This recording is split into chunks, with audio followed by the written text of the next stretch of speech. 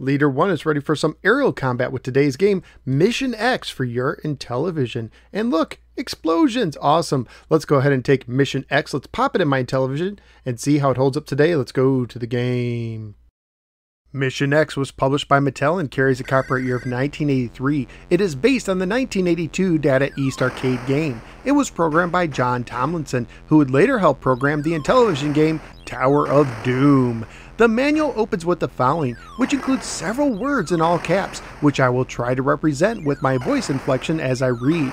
You control a World War II attacker bomber in a special death-defying mission where everything you destroy counts. Your targets are combat ships, aircraft carriers, tanks, trucks, trains, and the like, and you must fly day and night to succeed.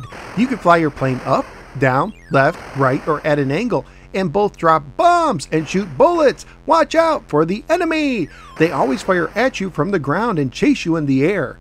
Runways appear at the beginning and between battle cycles. Your score appears between battle cycles and when you are hit.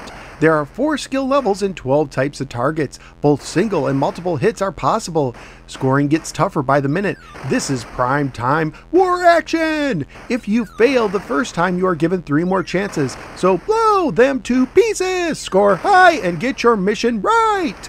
Mission X is a vertically scrolling shooter for 1 player only. It has 4 modes of difficulty. The overlay shows 3 skill levels on the top, with 1 being the hardest and the fastest and 3 being the slowest and easiest. You can also press the disc for the absolute hardest and fastest difficulty. The overlay lets you know that the top side buttons are used for bombs and the bottom side buttons are used for shooting. When playing this game, I recommend one of the harder difficulties, since otherwise the game feels too slow for me. For flying, you use left and right on the disc to move likewise, and up and down on the disc to change your altitude. It is possible to avoid enemies and enemy fire by flying at a different altitude. Most of the game involves bombing ground targets that sometimes will fire missiles at you.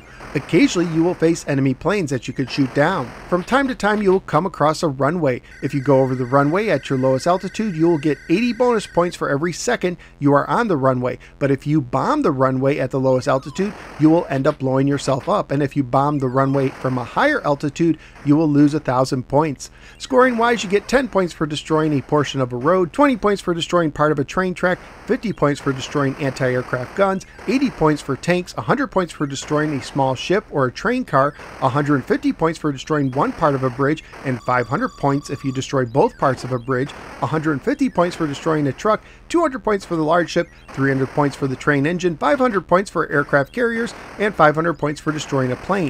You get a bonus plane at every 10,000 points, and then every time your score doubles after that. The highest possible score in the game is 99 million points. Graphically speaking, overall the game looks pretty good, especially with your plane changing altitudes. However, I thought that some of the enemies could have looked a little bit better, and while I like the fact that the game went to nighttime scenes from time to time, it can be difficult to see things at night, but I guess it's kind of realistic. Overall, I thought the sound effects were very well done. Family friendly wise, the game would most likely get an E for everyone rating if it was released today. At the time I researched on eBay, including shipping, one loose copy sold for $5, complete copies were going for $8 to $14, and new copies were going for $9 to $17. So what did I think of Mission X? Unfortunately, this game failed to pull me in. The majority of the game involves bombing targets, but this part tended to lull me to sleep. During these segments, I found it pretty easy to avoid enemy fire, but sometimes hard to hit my targets.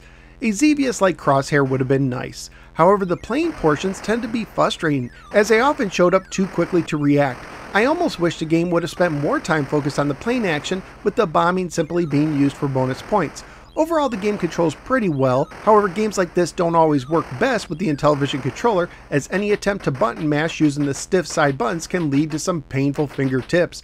I will say that the game looks pretty good and sounds pretty good and appears to be a decent port of the arcade game, but my guess is I wouldn't have enjoyed the arcade game that much either. So where am I going to rank Mission X? Somewhere in the teens. I did enjoy skiing more at 13, but I will put this over Empire Strikes Back at 14, since Mission X felt a little less cramped than the Intellivision version of Empire Strikes Back. So of the 20 games I've now ranked on the Intellivision, Mission X is landing at the 14th position. Mission X has potential, and I like the altitude gameplay mechanic, but it ended up being a boring experience for me. Personally, I'd recommend playing Xevious on a different system instead, but that's just what I think. What do you think? Let me know in the comments below.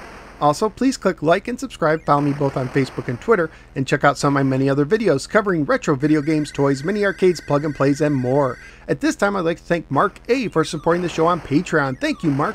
You too can help support the show, gain access to exclusive content, and be able to vote on future games I review by signing up at patreon.com/NoSwearGamer.